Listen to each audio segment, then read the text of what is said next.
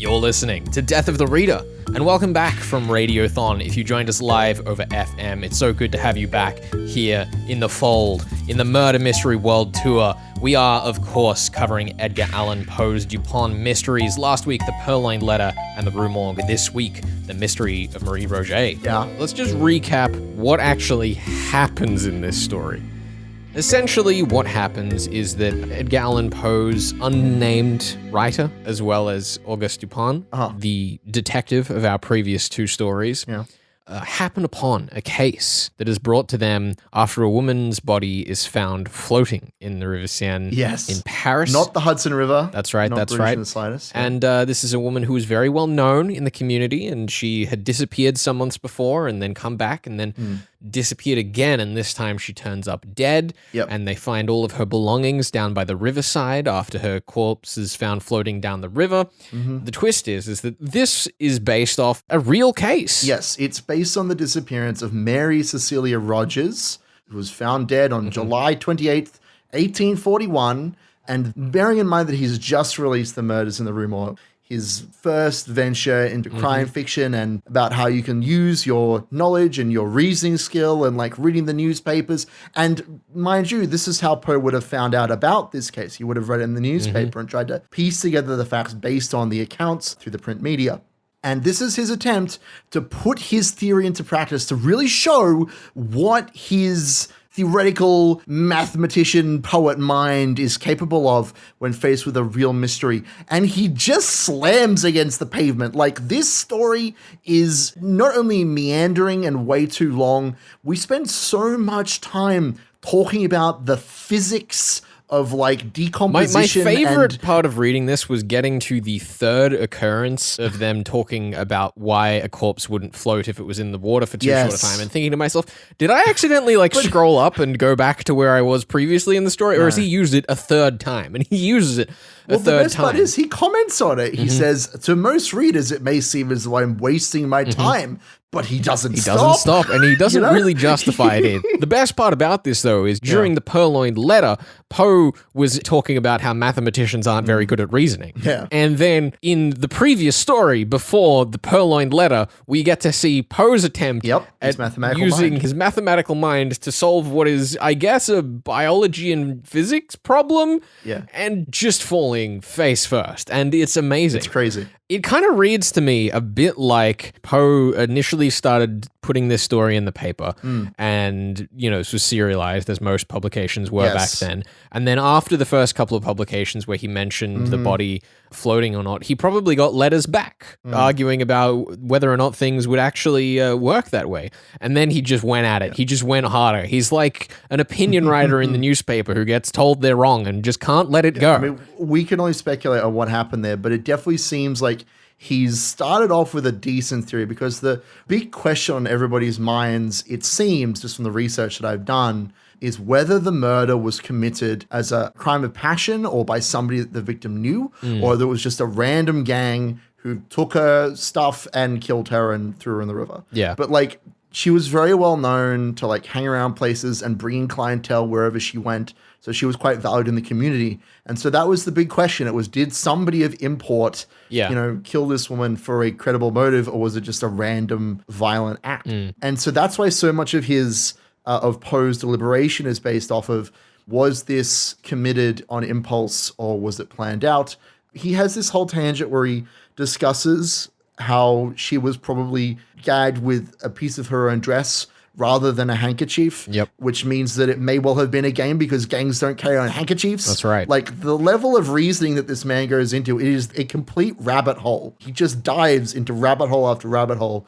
That's why I made that speculation. And that's kind of the really fun thing about reading this, is that the actual text itself is incredibly tedious. But at the same time, it feels staggeringly authentic to just see Poe commit to the bit here. He self-aggrandizes the whole way to the end, including basically not finishing the story and saying, well, I can't tell you what happened because I was right, and that's the thing, right? It would just be improper. Well, that's the thing that's so interesting to me, because it is considered one of the three great stories about Dupin. Though great is subjective. I think there are only three by Poe. But this story, it doesn't really have a beginning, middle, and end. It has a beginning, and then it has a meandering middle, and then it doesn't have an end, because he doesn't try to create a fictional story out of this real world event. Like he sort of does. Like he doesn't use the right names and he sets it in France, but he doesn't really create a drama. He doesn't make anything up, really.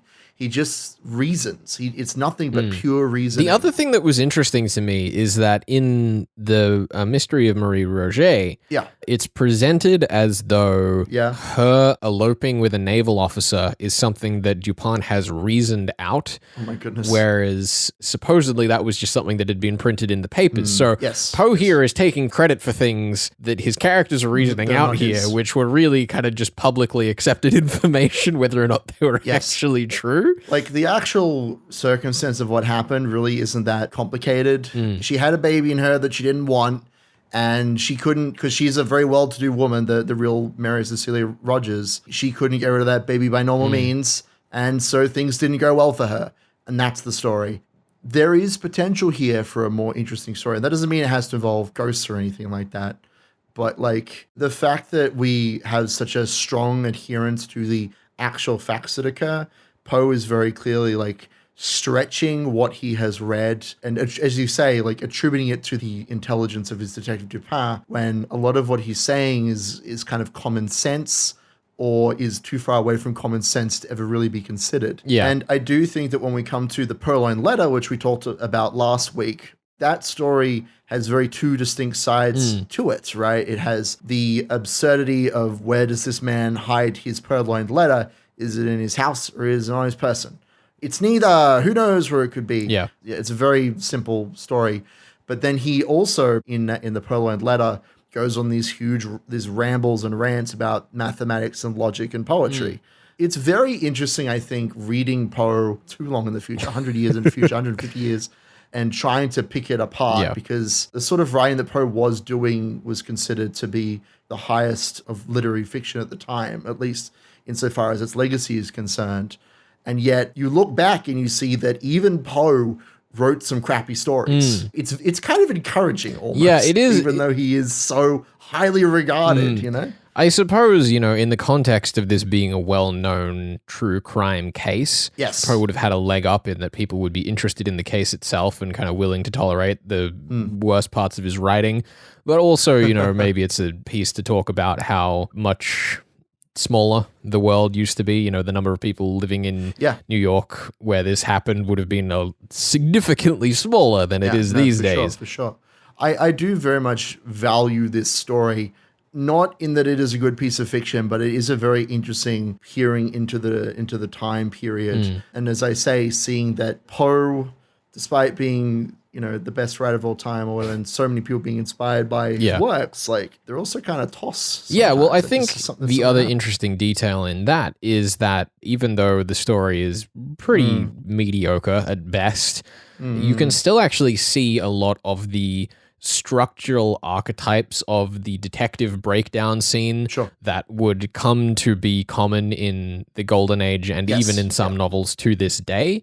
Just the way that we introduce a piece of evidence and then break it down and speculate on it, throw these hypotheticals around, feels very familiar to the detectives that have come since. When I think of Poe as a writer, I don't think much about his detective fiction, but there is still a lot of satisfaction in coming back to all three of these and seeing how distinctly that stylistic influence still pervades modern detective fiction and, Golden Age detective fiction. Yeah, well, I definitely feel the through line that I'm most affected by, I guess, is the idea of competition, where Poe, as I say, he is trying to educate people and tell people, you can reason too if you just try.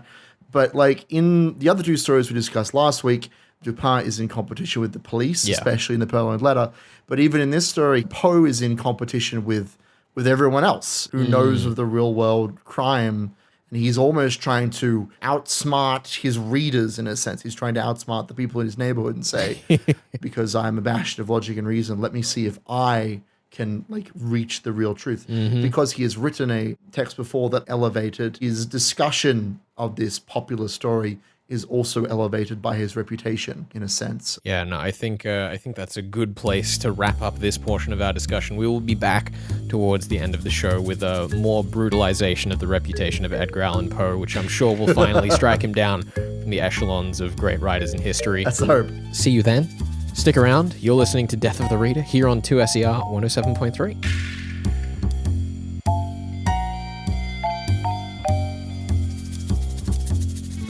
You're listening to Death of the Reader. Flex here for your Murder Mystery World Tour. Hey, over the past couple of weeks, it has been Radiothon on 2SER, and up here on the podcast, where this episode is, or if you're listening to the replay show on a Thursday afternoon on 2SER, you might have noticed there wasn't a lot about it up on the Death of the Reader podcast. And it turns out that our scheduling tool had a bit of a snafu. I think it was my fault. I'm not entirely sure. But that means that the good folk who listen in on the podcast weren't kept up to date on all of the wonderful stuff going on for 2SER's Radiothon. If you're unfamiliar, Radiothon is the time of year where we all get together and try support community radio so that we can keep stories, ideas, and music running, because this must be the place that you want to come if you have anything that you are interested in, be it murder mysteries, be it music, be it social issues, be it news and current affairs. 2SER has the lot with some really, really insightful independent voices from up-and-coming talent here in Australia. Over the course of Radiothon, we've had a series of prize packs that you could enter to win. And of course, if you became a subscriber at any tier level, you would get a little gift pack from us, including the Listening Post magazine, reflecting on the past year of 2SER's adventures, as well as some other goodies. But because of the aforementioned snafus, you guys didn't get to hear about that. So just between you and me, I spoke with the team, and we've arranged a little deal where if you go up until the end of October, we're extending it for just a little bit until the end of October, you can still score yourself some of those prize packs. So 2ser.com is the place to go. There should be links on the front of the website, or you can go to 2ser.com/supporter form, SUPPORTERFORM, and put yourself in, put your details there, pick which prize pack you're interested in, and hopefully you can still score yourself one of those prize packs. But either way, you will, of course, get the subscriber pack with the Listening Post magazine, bumper sticker, and some other goodies. And depending on the TSU subscriber, could also score yourself a t-shirt. I'm currently wearing my Radiothon 2020 t-shirt, and they're good quality shirts. They're good quality shirts. We are going to be having a good fun run through to the end of Death of the Reader this year, including review season. If you have anything that you want to send our way so that we can perhaps cover it next year on the show, consider it for review season. If you have some thoughts on some books we've covered, at Flex and Herds is the place to go and do it.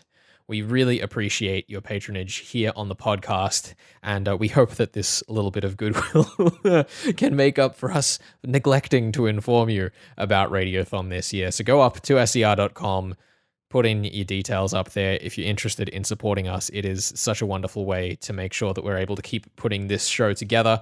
And you can also on the website find our contact details if you did want to send through anything. Coming up right now, I have an interview that I did on the Radiothon edition of Death of the Reader, talking with Sam from Faber Writing Academy. They were a sponsor of Radiothon, so we had Sam on to talk about the work that they do, how important it's been for writers that you might recognize, including people like Emma Viskick and R.W.R. MacDonald. Regardless of whether you choose to send money our way, we still massively appreciate you listening in, rating, and leaving a review, whatever it is that you do to keep engaged with Death of the Reader. It all counts. So up next, Sam from Faber Writing Academy. You're listening to Death of the Reader, thanks to 2SER 107.3.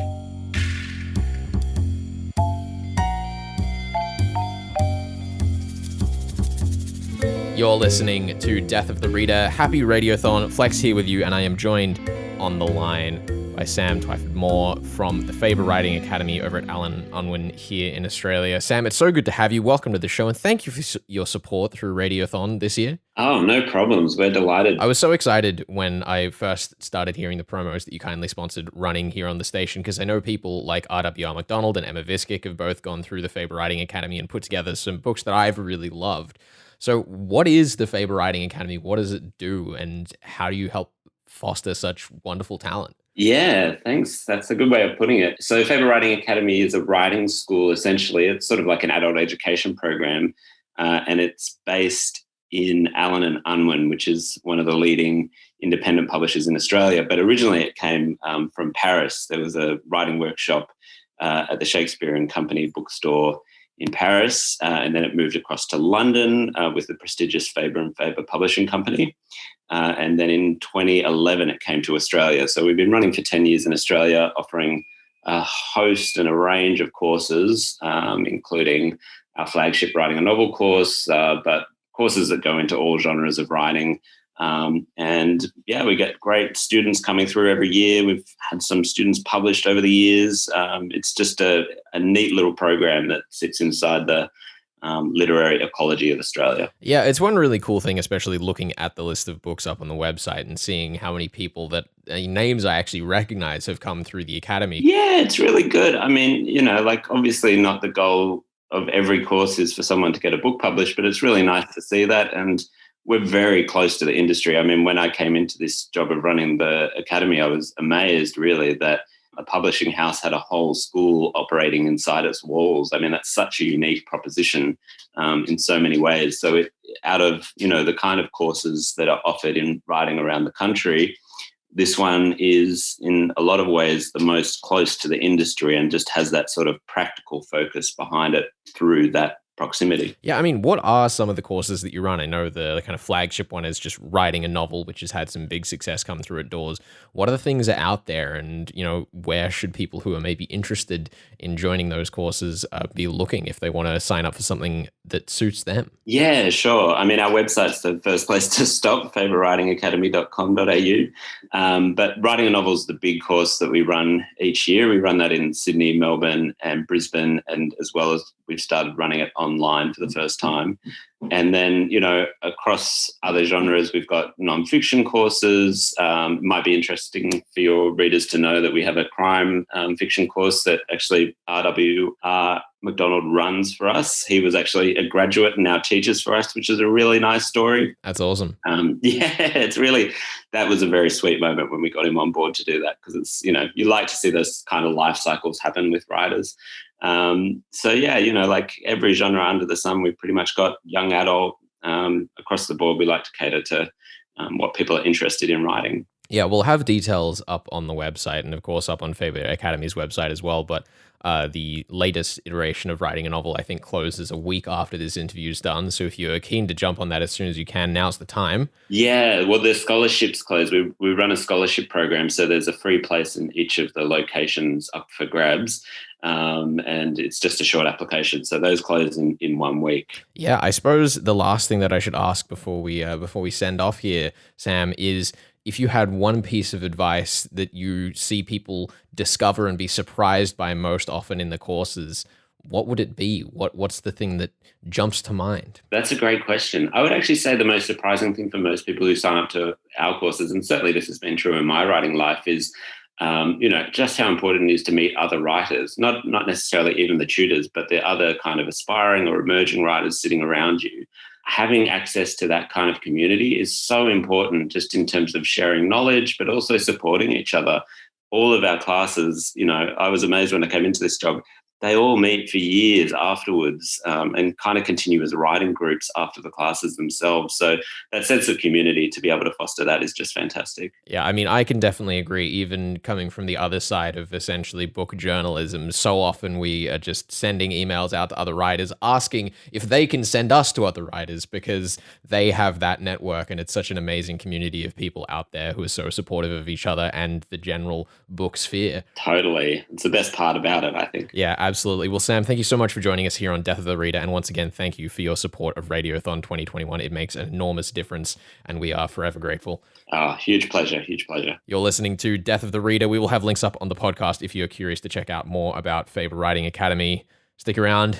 Happy Radiothon 2021. Did you forget to subscribe during Radiothon? Well, today is your lucky day. What? It was my fault. If you subscribe to 2SER before the end of October, you can still go into the draw for our major prizes. And still receive all the benefits and freebies our subscribers enjoy. Join the 2SER family before October 31 by subscribing at 2ser.com now. You're listening to Death of the Reader. Thank you to Sam from Faber Writing Academy for joining us there. And And welcome back from Radiothon. For those of you who have been joining us live on FM for the past couple of weeks, it's good to welcome you back to the fold. In case you missed it, we are covering Edgar Allan Poe's Auguste Dupin mysteries. Last week on the show, we did the murders of the Rue Morgue and the Purloined Letter. This week, we are doing the mystery of Marie Roget, based off a bit of a true crime-ish story, as we mentioned at the start of the show. And Herds, unfortunately, this will have to be the very last time we ever address Edgar Allan Poe in this show. We will never be allowed to speak of him ever again on these hallowed grounds. It's all right. We'll just have to go back to Edgar Allan Poe and talk about him in proxy. You know what? I can accept that. All right, well, Herds, you want me 180 years in the future to solve the real murder of Mary Rogers. Yeah, you have to pose me some sort of theory. Well, let's talk about what actually happened in the death of Mary Rogers. I've already mentioned what the real conclusion was. And the piece of information there was found through her boyfriend's suicide note, where he admitted to having relations with her outside of wedlock, and that's what led to her death. But the actual situation is a little bit more absurd. Yes. What actually happened is that Mary Rogers said, I'm going to go and meet with some friends. And then she went missing, and she left a suicide note. And yet she came back. And then a few days after that is when the actual death occurs. She goes to have a weekend with her relatives, and she is found on the Hudson River, as we've mentioned, in New York. Here, let me call your attention to the time elapsing between the first ascertained and the second supposed elopement is a few months more than the general period of the cruises of men of war. Had the lover been interrupted in his first villainy by the necessity of departure to sea, and had he seized the first moment of his return to renew the base designs not yet altogether accomplished, or not yet altogether accomplished by him, of all these things, we know nothing. I see you're quoting Poe at me, which is the ultimate defense of the intellectual. I appreciate this. I mean, that's fair. I don't know. I mean, do you think that if we were to do a modern sort of retelling of this story, is the suicide note actually planted by the boyfriend? Was she attempting to elope in that moment? Why did she come back? You posed the theory last week that perhaps Dupin himself is the jackal to the hide. It's the other way around of himself. What do you think? Do you think that your theory of Dupin performing the murders still holds water? If we take last week, my theory about the Hyde Dupin, otherwise known as D. Yes. We're kind of provided some level of alibi by the introduction of the story, because they're not actually there in Paris when the crime happens, and they kind of come a while later when they're called there by one of the innumerable people investigating the case itself. Of course they are. For it to be D, we would also have to have the two shut-in characters, our narrator and Dupin, covering for each other, because our narrator would have to know that Dupin's physical body, whilst under the control of his alter ego D, had gone to do this crime. I mean, those dates would be there, but we don't see that in the text. So it seems implausible unless we are ascribing an accomplice role to our narrator. Which you are? Well, I could force the theory to work, but why would I force anything to work when I have such bulletproof reasoning from Edgar Allan Poe to walk through? Poe seemed to disregard the idea of thugs almost immediately. Do you think that there are some thuggish accomplices dealing here? Because if Dupin is over in a completely different city, wouldn't he have to have some kind of proxy doing the murder for it? Well, here is what I think the most plausible explanation is. I'm going to say that both a gang of criminals, a gang of blackguards, is involved, as well as this fabled naval officer. And you want to know how this works, Herds? Tell me. It's because we know that Marie Roget was the talk of the town, the one to keep an eye on in the streets of Paris. Everybody loves her. We know that people around the time of the scene of the crime saw a gang of hooligans, a gang of blackguards up to ne'er-do-well. It's true. Poe disregards them, saying that they had disappeared after sunset, which means that they must have not been around for the time. Amateurs. What's your thought there? Poe. He uses an eyewitness account, he does. He does. But, as we know, eyewitness accounts incredibly untrustworthy. And also, we know that the most likely culprit, if an individual was a Navy man, and thus we can assume that our Navy man was a high-ranking officer with guns under his command. Guns? I pose to you, Herds, that this naval commander sent his troop out, disguised as blackguards, into the Paris streets, coming back for vengeance of the wench who had wronged him on a previous voyage that he'd been singing tales of to his crew. Yeah. Now, we can assume that this captain, with his ne'er-do-well crew, came back and they thought, you know what, we are going to take the jewel from the city of Paris that has been beguiling us so on our latest voyages. So the captain, he tells his men to go out into the streets at night and cause a scene that'll have eyewitnesses speaking of them. But they are disguised. No one knows these men at war. The captain comes in. He once again tries to seduce Marie Roget. Oh, no. Takes her to this fabled thicket. Okay. And attempts to poison her. What? Wow, where did poison come from? But should there not be no devices? Well, don't worry. How's this poison going to work? Father Ronald Knox need fret not. Good, I'm glad. Because, as we know, it is the man who is found poisoned sometime after the crime. Oh my near the thicket. Wait, are you telling me that the body is not actually Marie Roget, but the naval captain who sought to poison her? Is that where you're going with this? That may very well be the case. Oh my goodness. In these dark tidings, I just want to ask you here. There is a piece of evidence that Poe brings up. He says that there are bar wounds, like someone had been laying on the bottom of a small boat across the woman. And that is suggested as evidence of a single culprit. That is suggested as evidence that she was dumped into the water from said small boat. Herds, do you believe this piece of information? Do you think that Edgar Allan Poe's reasoning is as bulletproof? Are you going to suspect Dupin? Is that where this is going? Because in that case, we need to doubt the evidence that is being deliberated to us. And I haven't found any other accounts of these wounds on these boat Interesting. So maybe Dupin is lying to us or misleading us. Here's what happens next, Hertz. Yeah. They set sail. In this small rowboat, they head out across the coastline, eloping together as the ship's captain is preparing. Who's eloping? Hold on. The captain's been killed. Who is eloping? The captain hasn't been killed yet, Herds. We're getting there. We're getting there, okay? What do you just... Okay, all right, we're getting there. Tell me. So they travel along the river, and they stumble across a poor man on the banks of the river. Yep, sure. It's Dupin. Except D is in control at this moment. Okay. He climbs into the boat and he says, I need to get to Paris. And they think, okay, this is a little weird, but he seems like a nice guy. And they begin making their way back to Paris. But then suddenly Marie Roget has figured out what's going on and chaos is uproared. In the rowboat? The two men subdue Marie Roget quite unfittingly to the boat in an attempt to stop her from escaping because D is, as we know, a villain. And this is clued into what this naval officer was doing. They get back to shore, and D says, all right, well, I'm going to bugger off now. But in the time that it took them to get back to Paris, Marie Roget has slipped her binds. And as D flees into the night to return, unbeknown to our unnamed narrator, she strikes vengeance upon the naval captain. Okay. But her injuries from being poorly tied down in the boat and starved for the days have her in such poor condition that she passes out as she attempts to row to safety, falls from the boat, and is found days later. That makes sense to me. Yeah. Because you could explain the injuries of her being laid in the boat for too long because she just fell into the boat and the boat tipped. She rolled off in the water. That's it. That's my explanation. That is the truth. I like it. I think there are far too many antagonists for the story. There's two antagonists. How complicated? You need one. There needs to be one antagonist because modern audiences will find it too confusing otherwise. I have faith in my audience, even if you don't, Hertz. No, I don't. There needs to be one real antagonist and one thug character to pretend to be the antagonist for the but that's basically what the Navy officer is. He's the thug character. But can I root for him? Is he played by an attractive actor? No, wait.